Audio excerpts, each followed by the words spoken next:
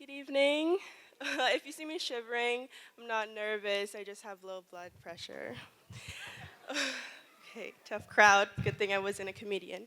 Um, I'll be doing an original piece that I wrote, and it's called Mirrors.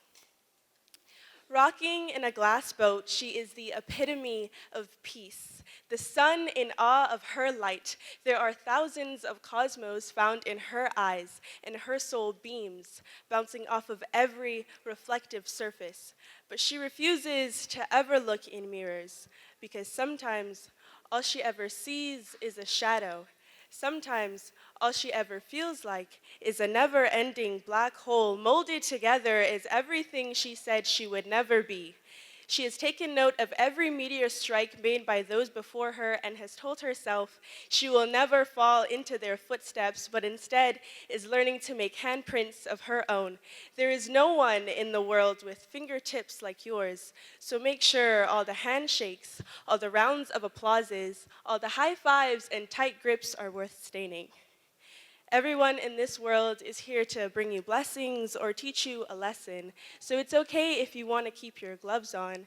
Just remember, we can all see when you're sweating through them. It's okay to try and pretend like you're keeping your head up above water when really your nose is sniffing out for a fire. Remember, you can't save everyone. She refuses to ever look in mirrors. Every time she lets someone go, she shatters.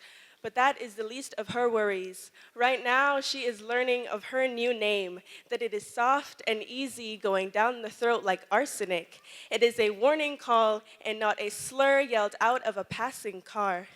She refuses to ever look in mirrors. She is a poem, she does not rhyme, but her stanzas hold strong, and so she writes in hopes of being adored for her meticulous metaphors and not drooled over for her amazing assonance.